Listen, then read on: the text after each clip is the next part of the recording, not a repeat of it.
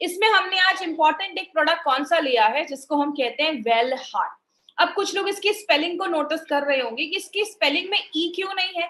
हमने वेल का लिखा है और HEART नहीं लिखा है। We have written HART। Why we have written HART? इसके पीछे एक चीज है। आपने एक चीज सुनी होगी जिसको हम हिंदी में कहते हैं हिरन और इंग्लिश में कहते हैं डियर। हिरन जो होता है वो बहुत तेज दौड़ता है और जो हिरन होता है वो बहुत एक्टिव होता है। तो इंग्लिश में हिरन को, जो मेल हिरन होता है, उसको हम HART कहते हैं। इसलिए हमारे प्रोडक्ट का नाम HART रखा गया। एक ऐसा प्रोडक्ट जो आपके दिल को, आपके जो हार्ट है उसको एक्टिव रखेगा, दौड़ता रखेगा, अच्छा रखता है, काम करते रहेगा। इसलिए इसका नाम हमने वेल हार्ट रखा गया। अब अगर हार्ट की हम बात करें तो हार्ट हमारी बॉडी में एक ही ऑर्गन होता है, एक ही होता है जिसको हम पंपिंग ऑर्गन कहते हैं। हार्ट जो होता है वो हमारी बॉडी में पंप करने का काम करता है। और कहते हैं कि आपकी दोनों मुट्ठियों को अगर आप ऐसे मिला लेंगे तो वो हमारे हार्ट का एक साइज होता है। बहुत छोटा होता है हमारा हार्ट। इसलिए हार्ट पे एक लाइन बोली जाती है, दिल है तो जान है, जान है तो जहान है।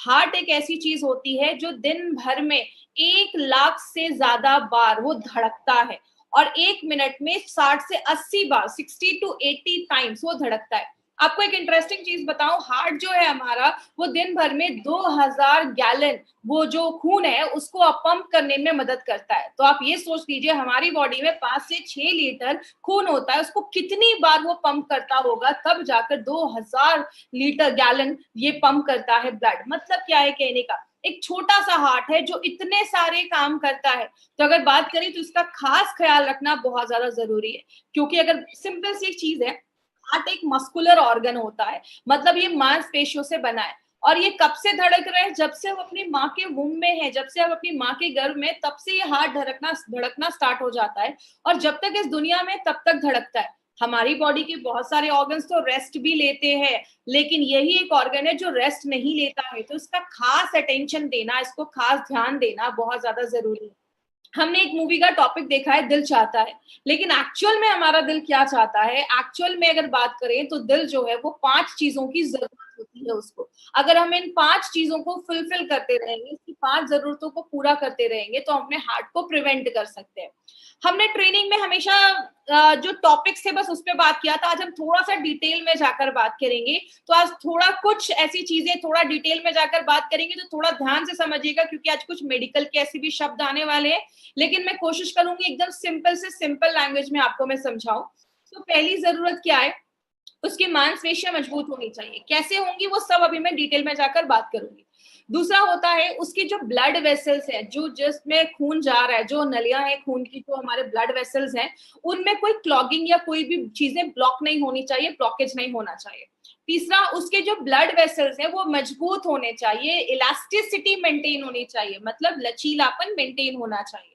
बॉडी के हर एक भाग में प्रॉपरली खून पहुंचना चाहिए। और पांचवा है, there should be no inflammation, कोई सूजन नहीं होना चाहिए, कोई इन्फ्लेमेशन नहीं होना चाहिए। अब इन पांचों पॉइंट्स को भी हम थोड़ा डिटेल में जाकर बात करेंगे, जो हम पहली बार इतना डिटेल में बात कर रहे हैं, तो थोड़ा ध्यान से समझिएगा। सबसे पहला है स्ट्रॉन्ग, जो हार्ट मसल्स है उसको स्ट्रॉन्ग कैसे हम कर सकते हैं, वो कैसे होता है? सबसे पहला, आपके जो मांसपेशियां हैं हार्ट की, वो स्ट्रॉन्ग तभी होंगी जब उसके हर एक पार्ट में अच्छे से ऑक्सीजन, अच्छे से खाना, अच्छे से न्यूट्रिशन जा पाएगा। और ये सारी चीजें किस तरीके से जाती हैं? हमारे खून के द्वारा जाती है, खून के थ्रू जाती है। तो हमारा खून हार्ट के हर एक पार्ट में पहुंचेगा तो वहां पे अच्छा खाना, अच्छा ऑक्सीजन वहां पे पहुंचता रहेगा। तो एडिक्वेट ब्लड सप्लाई होनी चाहिए, ऑक्सीजन अच्छे से पहुंचना चाहिए। दूसरी चीज, आपके जो ब्लड वेसल्स है, जैसा आप इस फोटो में देख रहे हैं, एक जो पहला जो नस है उसमें कोई ब्लॉकेज नहीं है, लेकिन दूसरे नस में थोड़ा सा ब्लॉकेज हो गया है। तो अगर ब्लॉकेज होने लगेगा तो उस जगह पे अच्छे से खाना नहीं पहुंच पाएगा, न्यूट्रिशन नहीं पहुंच पाएगा, ऑक्सीजन नहीं पहुंच पाएगा, तो वो जो हार्ट के जो उस एरिया है वो थोड़ा कमजोर हो सकता है। तो इसको अगर हम रोकें, अगर हम ब्लॉकेज को रोके, कम करें, तो हमारे हार्ट के मसल स्ट्रॉन्ग हो सकते हैं। हमारे जो हार्ट के मसल्स है ना, वो एक कार्डियोटोनिक एक्टिविटी करते हैं, आपके हार्ट के मसल्स बीट करते रहते हैं। जब आप नॉर्मल रहते हैं, जब आपका मन शांत रहता है, तो वो नॉर्मल हार्ट बीट रहती है। जैसे आप इस फोटो में देख रहे हैं, नीचे 2 हार्ट की फोटो है। एक नॉर्मल हार्ट बीट है जब हम नॉर्मल रहते हैं, लेकिन हमें जब स्ट्रेस में रहते हैं, कुछ भी ऐसा रहता है, तो हमारे हार्ट की जो बीट होती है वो तेज हो जाती है। इसीलिए अगर आपका दिमाग शांत है, आप स्ट्रेस फ्री लाइफ कर रहे हैं, अगर आप ज्यादा ही स्ट्रेसफुल लाइफ में हैं, तो आपके हार्ट पे भी इसीलिए बुरा असर पड़ता है, क्योंकि उसकी हार्ट बीट तेज हो जाती है और बहुत सारे और भी इसके प्रॉब्लम्स होना स्टार्ट हो जाती है। तो ये बहुत सारी चीजें हैं जिससे हम अपने हार्ट के मसल्स को स्ट्रॉन्ग कर सकते हैं।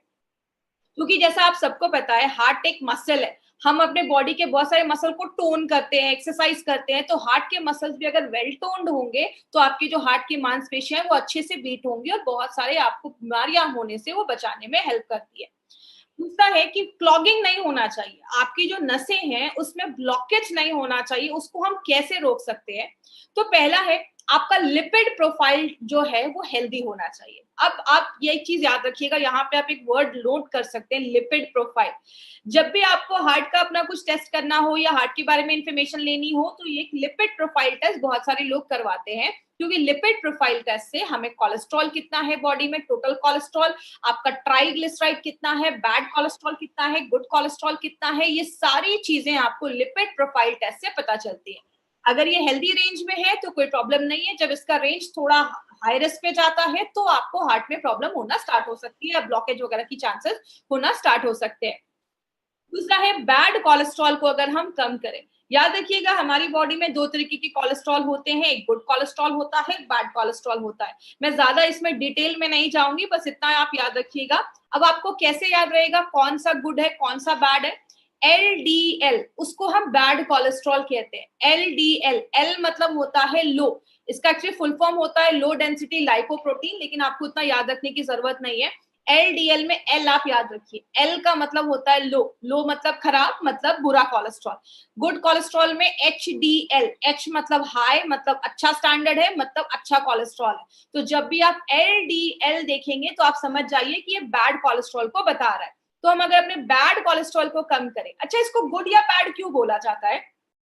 सिंपल सी एक चीज याद रखिएगा, गुड कोलेस्ट्रॉल जो हमारा एचडीएल है ना, वो क्या करता है, आपके बॉडी में जो एक्स्ट्रा कोलेस्ट्रॉल है या खराब कोलेस्ट्रॉल है, वो आपके लिवर तक लेकर जाने में मदद करता है और लिवर से वो हमारी बॉडी से बाहर निकल जाता है।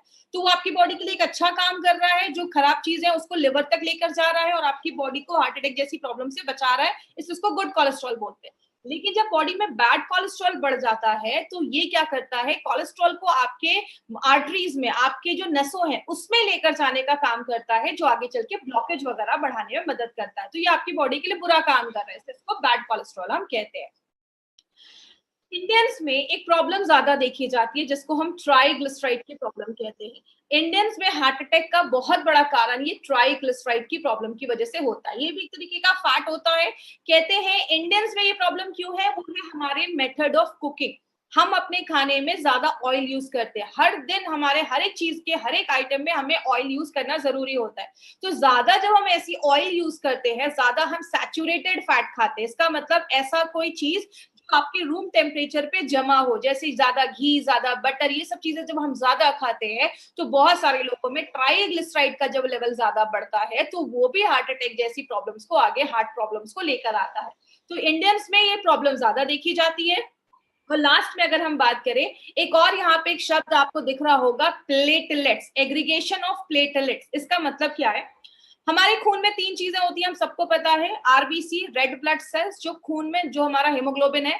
दूसरा है डब्ल्यूबीसी, जो लड़ने का काम करता है, सिपाही जैसे होते हैं, सोल्जर्स जैसे होते हैं। और तीसरी एक चीज होती है प्लेटलेट्स। जब भी आपको कोई कट लग जाता है, खून निकल रहा है, खून को बंद करने का काम ये प्लेटलेट्स करते हैं।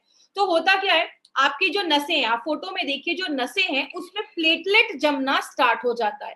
तो प्लेटलेट जब जमने लगता है तो आगे चल के ब्लॉकेज होने लगता है। इसीलिए हमारी बॉडी को अगर हम नेचुरल प्लेटलेट एग्रीगेशन इनहिबिटर, जिसको हम PAI कहते हैं, अगर हम वो प्रोवाइड करें तो ये ब्लॉकेज से भी हम बच सकते हैं। जैसे कि एग्जांपल, प्लेटलेट एग्रीगेशन का मतलब जमा होना और इनहिबिटर का मतलब रोकना। कोई ऐसी चीज जो आपके प्लेटलेट को जमा होने से अगर रोकती है तो वो नेचुरल तरीके से आपके ब्लड, जो आपका जो ब्लॉकेज वगैरह है, उसको हम रोक सकते हैं। तो ये कुछ तरीके हैं जिससे हम अपने जो ब्लॉकेज है उसको कम कर सकते हैं। लिपिड प्रोफाइल को हेल्दी रखना है, बैड कोलेस्ट्रॉल को कम करना है, ज्यादा ऑयली चीजें नहीं खानी है, और कोई ऐसी चीज जो आपके प्लेटलेट को जमने से रोके। अब जो तीसरी चीज है, उसको हम कहते हैं आपकी जो नसें हैं वो स्ट्रांग होनी चाहिए, मजबूत होनी चाहिए, क्योंकि आपको पता है हमारी बॉडी में बहुत सारी नसें होती हैं। कहते हैं 72,000 से ज्यादा हमारी बॉडी में नसें होती हैं और लगभग 3 तरीके की नसें देखी जाती हैं। लेकिन बोला जाता है ये जो नसें हैं इसका लचीलापन होना जरूरी है।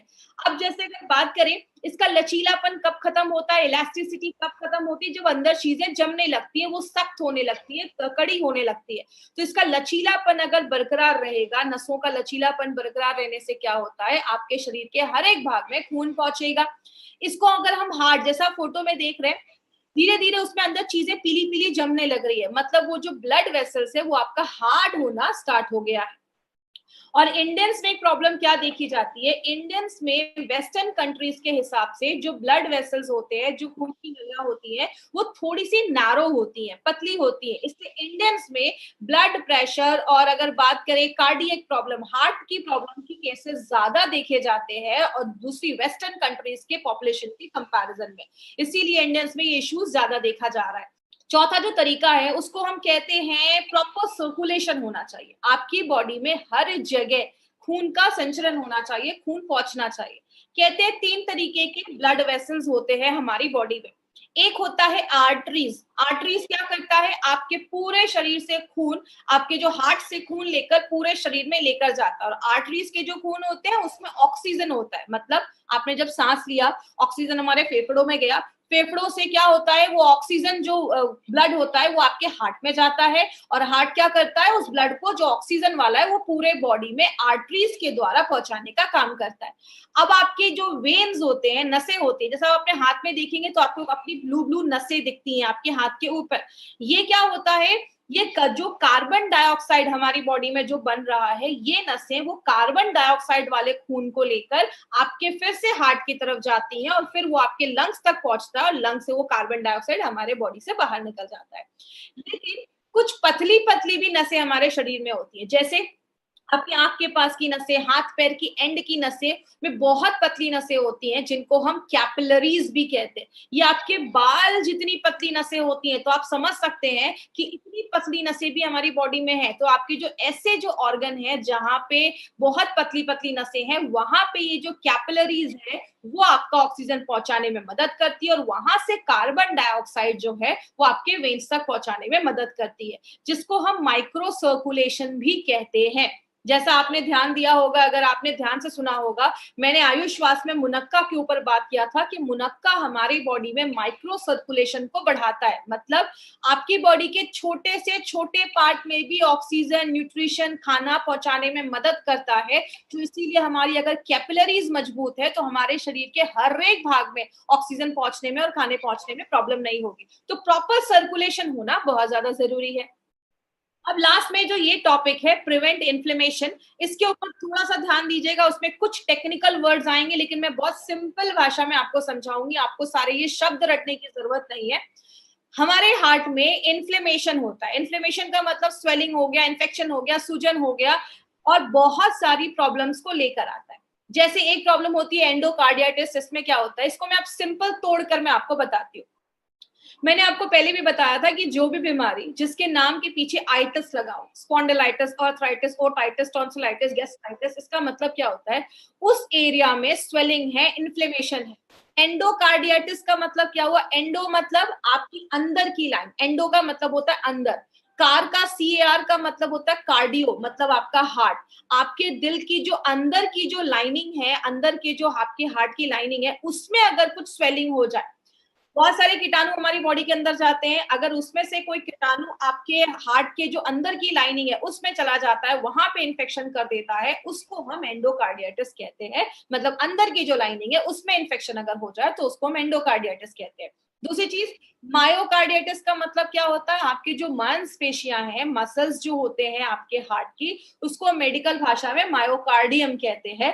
तो उसमें अगर इन्फ्लेमेशन हो जाए, हार्ट की मांसपेशियों में अगर इन्फ्लेमेशन हो जाए, तो वो भी आगे चलकर, आपको पता है हर साल लाखों लोग इस प्रॉब्लम की वजह से आज मर रहे हैं। और तीसरा होता है पेरिकार्डियाटिस, इसका मतलब क्या होता है, पेरी का मतलब होता है बाहर की जो लाइनिंग होती है, जिसको आप पेरीफेरी भी कह सुना होगा आपने एक वर्ड। पेरीफेरी मतलब बाहर की लाइनिंग। तो हार्ट की जो बाहर की जो लाइनिंग होती है, बाहर के जो टिश्यू होते हैं, उस पे अगर इन्फ्लेमेशन हो जाए, उसमें अगर स्वेलिंग हो जाए, सूजन हो जाए, बैक्टीरिया का इन्फेक्शन हो जाए या कोई भी ऐसी चीजें हो जाए, तो उसको हम पेरिकार्डियटिस कहते हैं, बाहर की चीजों में अगर कुछ इन्फ्लेमेशन हो जाए। तो ये कुछ टेक्निकल वर्ड्स से हमें इतना डिटेल में नहीं आपको याद रखना है, बस आपको मैं सिंपल थोड़ा सा एक्सप्लेन करने के लिए, डिटेल में जाने के लिए आज मैंने ये चीज बताई है। और अगर हम कुछ ऐसी चीजें लेते हैं जो एंटी इंफ्लामेटरी, मतलब अगर स्वेलिंग इन्फेक्शन हो रहा है, उसको बचाने की कोई ऐसी चीज जो नेचुरल तरीके से काम करे, तो आपके हार्ट को अच्छा रखने में मदद करती है। जैसा मैंने आपको बताया, हार्ट बहुत सारे काम करता है, तो उसको हेल्दी रखने में हमें बहुत ज्यादा कुछ मेहनत करनी पड़ेगी। लेकिन बात करें, बहुत सारी चीजें हार्ट को खराब भी करती हैं। जैसे स्ट्रेस एक बहुत बड़ा कारण हो गया, जब हम ज्यादा स्ट्रेस लेते हैं, आपकी लाइफस्टाइल एक बहुत बड़ा कारण हो गया, हमारा खान पान ज्यादा अगर हम बाहर का खा रहे हैं, ज्यादा ऑयली चीजें खा रहे हैं, बटर वगैरह ज्यादा खा रहे हैं, वो भी आपके हार्ट पे असर करता है। जब हम दिन भर में कोई एक्सरसाइज नहीं कर रहे, कुछ काम नहीं कर रहे हैं, जिसको बहुत सारे लोग पोटैटो कैफॉट सिंड्रोम भी कहते हैं, आप बहुत ज्यादा बैठे हुए हैं, आप कुछ काम नहीं कर रहे हैं, तो ये भी एक इशू लेकर आता है।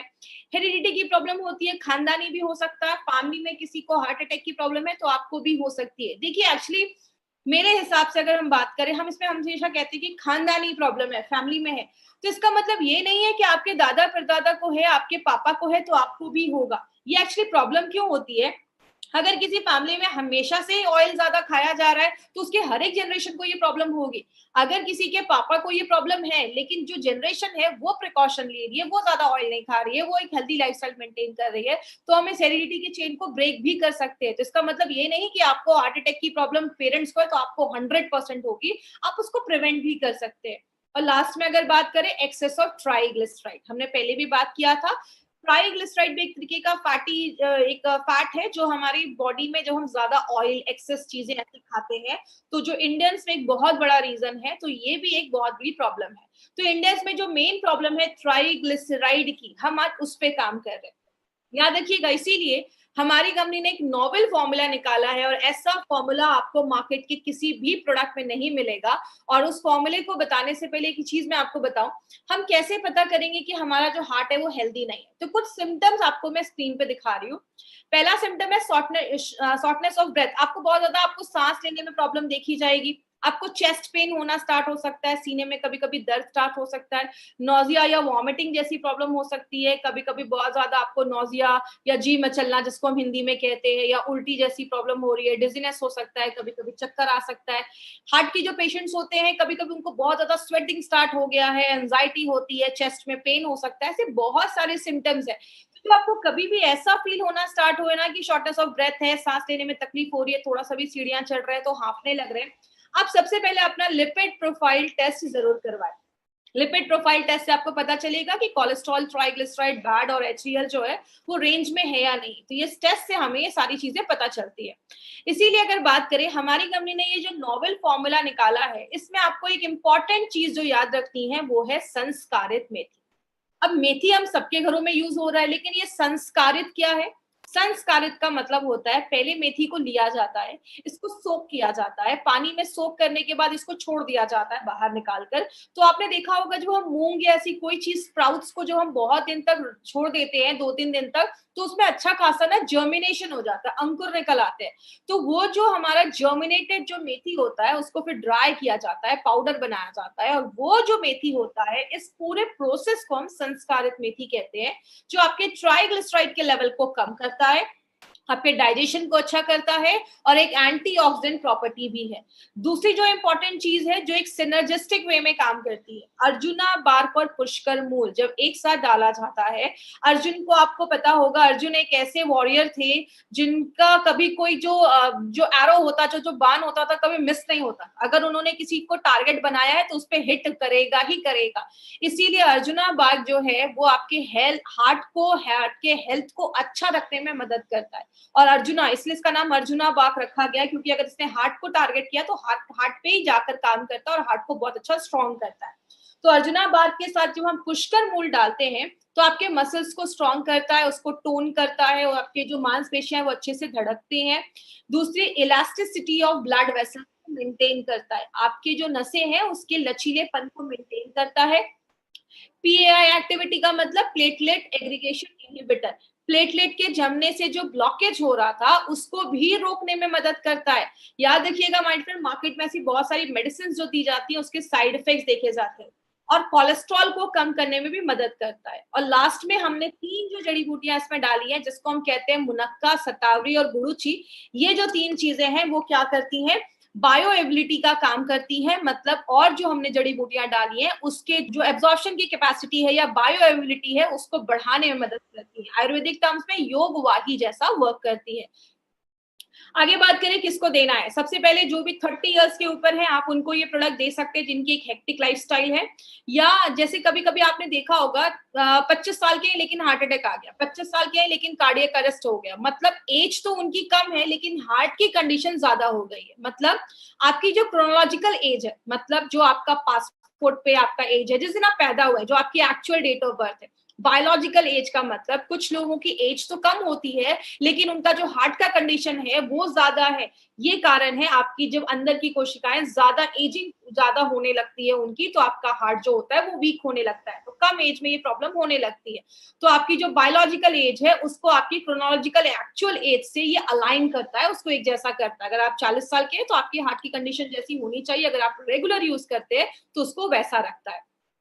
कोलेस्ट्रॉल और ट्राइग्लिसराइड के लेवल को बैलेंस करता है, प्लेटलेट को जमने नहीं देता है, और अगर बात करें आपकी मांसपेशियों को मजबूत करता है। जैसा हमने देखा हमारी 5 जरूरतों को ये प्रोडक्ट काम करता है। और याद रखिएगा मार्केट में ऐसी कोई भी मेडिसिन नहीं है, मार्केट में आपके खून को पतला करने के लिए एस्पिरिन जैसी मेडिसिन दी जाती है, प्लेटलेट को कम करने के लिए एंटी प्लेटलेट वाली मेडिसिन भी दी जाती है तो प्लेटलेट को जमने नहीं देती है, बीटा ब्लॉकर्स ऐसी मेडिसिन दी जाती है जो आपके हार्ट को थोड़ा सा स्लो कर देती है, जिसके साइड इफेक्ट्स देखे जाते हैं अगर आप लंबे समय तक यूज कर सकते हैं। और आपकी आर्टरीज में जमने से उसको हार्ड होने से रोकता है। आपने देखा होगा बहुत सारे लोगों को कभी स्टंट लगा है तो फिर से उनको ब्लॉकेज के चांसेस देखे जाते हैं, तो जहां पे स्टंट लगा है वहां पे फिर से जो ब्लॉकेज के चांसेस हैं वो होना के चांसेस जो होते हैं वो इंक्रीज हो जाते हैं, फिर से होने के चांसेस होते हैं। तो अगर कभी किसी को ऐसा हुआ है ऑपरेशन करवाने के बाद 2-4 महीने हो गए हैं तो आप उनको भी अपना वेल हार्ट रिकमेंड कर सकते हैं। लेडीज और जेंट्स दोनों ले सकते हैं, और अगर जिनको भी हार्ट की प्रॉब्लम है वो भी इसको रिकमेंड कर सकते हैं, ले सकते हैं। बस एक चीज याद रखिएगा, जब भी किसी को आप ये प्रोडक्ट दें तो देने से पहले एक लिपिड प्रोफाइल टेस्ट करवा ले, और लगभग 12 हफ्तों के बाद 3 से 4 महीने के बाद फिर से लिपिड प्रोफाइल को एक बार टेस्ट करें। इससे आपको पता चलेगा कि आपका नॉर्मल जो आपका कोलेस्ट्रॉल लेवल, ट्राइग्लिसराइड लेवल कितना मेंटेन हुआ है। तो ये रिपोर्ट अपने पास जरूर रखिएगा। किसको देना है, 40 साल के ऊपर के लोगों को दे सकते हैं, 25 से 40 साल के बीच में और एक फैमिली हिस्ट्री है आप उनको भी ये प्रोडक्ट दे सकते हैं। हल्का फुल्का हार्ट का इशू लगता है, जैसा मैंने आपको जो सिम्टम्स बताए, शॉर्टनेस ऑफ ब्रेथ है या चेस्ट पेन है, उधर भी आप दे सकते हैं। और जितनी जल्दी आप स्टार्ट कर देंगे उतना आपके लिए अच्छा है। तो 25 साल के भी हैं अगर आप तो भी साल में इसको 3-4 महीने ले सकते हैं। लेना कैसे, सुबह एक कैप्सूल नाश्ता करने के बाद और रात में कैप्सूल खाना खाने के बाद, दिन में 2 बार लेना है, सुबह शाम आपको लेना है, आफ्टर योर मील खाना खाने के बाद लेना है। इसकी मार्केट अपॉर्चुनिटी की अगर हम बात करें, बोला जाता है ये जो आप पेज देख रहे हैं ये WHO का पेज है। WHO की पहली लाइन ही क्या है, cardiovascular diseases are the number 1 cause of death globally. मतलब क्या है, हर साल लगभग 17 से 18 मिलियन लोग हर साल से कार्डियोवास्कुलर मतलब दिल की बीमारियों की वजह से आज उनकी डेथ हो रही है। तो नंबर 1 कारण बन चुका है। और इंडिया में ऐसे जो प्रोडक्ट जो हमारे हार्ट के सोल्यूशन को लेकर आते हैं उसका जो अगर मार्केट की बात करें तो 5,000 करोड़ से भी ज्यादा है। तो आप समझ सकते हैं वेल हार्ट का हमारा कितना बड़ा मार्केट हो सकता है अगर हम इसको सही तरीके से लोगों तक इन्फॉर्मेशन अगर हम उनको पहुंचा सके, क्योंकि एक आयुर्वेदिक प्रोडक्ट इसका कोई आपको साइड इफेक्ट वगैरह नहीं है और नेचुरल तरीके से आपके हार्ट को प्रोटेक्ट करता है। किधर नहीं देना है, हार्ट अटैक आया है उस टाइम पे आपको, कभी कभी कुछ लोगों को अचानक एंजाइना की प्रॉब्लम होती है, बहुत ज्यादा हार्ट की दर्द होने लगता है, चेस्ट पेन होने लगता है, उस टाइम पे अगर किसी को हार्ट अटैक आया है तो वेल हार्ट नहीं खिलाना है, इमीडिएटली डॉक्टर के पास लेकर जाना है। ज्यादा ब्लॉकेज हो गया है तो डॉक्टर के पास लेकर जाइए। अगर कोई हार्ट की मेडिसिन ले रहा है, कोई भी ब्लड थिनिंग एजेंट ले रहा है तो उसको रिप्लेस करके आपको ये प्रोडक्ट नहीं देना है। उसके साथ आप दे सकते हैं, 1 घंटे का गैप मेंटेन रखिएगा, बट आपको कभी भी भी किसी की दवा को बंद नहीं करवाना है, आप डॉक्टर नहीं है किसी की दवा को बंद करवाना है। अगर किसी का बाईपास वगैरह हुआ है तो डॉक्टर से कंसल्ट करने के बाद ही, क्योंकि उस टाइम उनके बहुत सारी हेवी मेडिकेशन है, तभी आपको ये प्रोडक्ट देना है। तो ये था हमारा इल हार्ट है, उसको अच्छा करता है, वेल हार्ट करता है, इसलिए इसका नाम वेल हार्ट रखा गया है। अब 2-3 ऐसे पॉइंट्स के ऊपर मैं बात करूंगी। सबसे पहला, हमने इसमें गोल्डन वेजिटेरियन कैप्सूल्स का इस्तेमाल किया है। आप सबको पता है मार्केट में जो कैप्सूल्स होते हैं वो नॉन वेज के बने होते हैं। हमारा जो कैप्सूल्स है वो वेज का बना हुआ है। वेज जो कैप्सूल्स होते हैं वो 6 गुना ज्यादा महंगे होते हैं, 6 टाइम्स ज्यादा कॉस्टलियर होते हैं मार्केट के नॉन वेज के कैप्सूल से। नॉन वेज की कैप्सूल्स की अगर बात करें तो उसमें मॉइस्चर ज्यादा होता है। मॉइस्चर का मतलब नमी ज्यादा होती है। मैं हमेशा एक एग्जांपल देती हूँ, गीला कपड़ा, सूखा कपड़ा। गीले कपड़े में कीड़े मकोड़े जल्दी लगेंगे, सूखे कपड़े में कुछ नहीं होगा। तो इसीलिए जिसमें मॉइस्चर ज्यादा है उसके खराब होने के चांसेस भी ज्यादा होते हैं, इसीलिए बैक्टीरिया की कोई गारंटी नहीं होती। और अगर टेम्परेचर हाई है तो साइज को डिफॉर्म, कैप्सूल्स के साइज चेंज होने के भी चांसेस देखे जाते हैं, जो वेज कैप्सूल्स में नहीं है। इसीलिए हमारी कंपनी कभी भी क्वालिटी से बार्गेनिंग नहीं करती है। माय डियर फ्रेंड, हमारी कंपनी है जो वेज कैप्सूल्स, हमारे एक एक प्रोडक्ट जो आपको मिलेंगे सब में वेज कैप्सूल्स है। तो जो जैन है उनके लिए सूटेबल है, जो लोग नॉनवेज नहीं खाते उनके लिए तो बहुत अच्छी अच्छी चीज है ये। दूसरी चीज, हमारे हर एक प्रोडक्ट में नोवेल कॉम्बिनेशन के इंग्रेडिएंट्स डाले गए। अगर हम वेलहार्ट की बात करें तो वेलहार्ट में अर्जुना बाग, मुनक्का, ऐसी शतावरी, ऐसी बहुत सारी चीजें हमने मिलाकर डाली, और स्पेशली संस्कारित मेथी। तो आपको वेलहार्ट में 2 चीजें याद रखनी है, एक संस्कारित मेथी और दूसरा अर्जुना बार्क हमने डाला है, जो आपके हार्ट को ही टारगेट करता है। तो हर एक प्रोडक्ट में हमने नोवेल कॉम्बिनेशन के इंग्रेडिएंट्स डाले हैं। और लास्ट में अगर हम बात करें, हमें ये जितने भी हमारे एलिमेंट्स के प्रोडक्ट्स हैं सबको आयुष का सर्टिफिकेशन मिला है, और वो भी आयुष का स्टैंडर्ड नहीं, प्रीमियम मिला है। प्रीमियम का मतलब होता है आप इंटरनेशनल लेवल पे भी इस प्रोडक्ट को प्रमोट कर सकते हैं। और ये टाइम्स ऑफ इंडिया की न्यूज है, 2013 से गवर्नमेंट ऑफ इंडिया कह रही है कि जब भी कोई आयुर्वेदिक प्रोडक्ट खरीदिए हमेशा ध्यान दीजिए कि उस पर आयुष का सर्टिफिकेशन है। इसीलिए अगर बात करें, गवर्नमेंट ऑफ इंडिया अभी से नहीं 2013 से ये चीज कह रही, क्योंकि आयुष जो सर्टिफाइड प्रोडक्ट्स है, स्पेशली अगर प्रीमियम की बात करें तो उसको हम क्वालिटी यू कैन ट्रस्ट, जिस पे आप भरोसा कर सकते हैं। और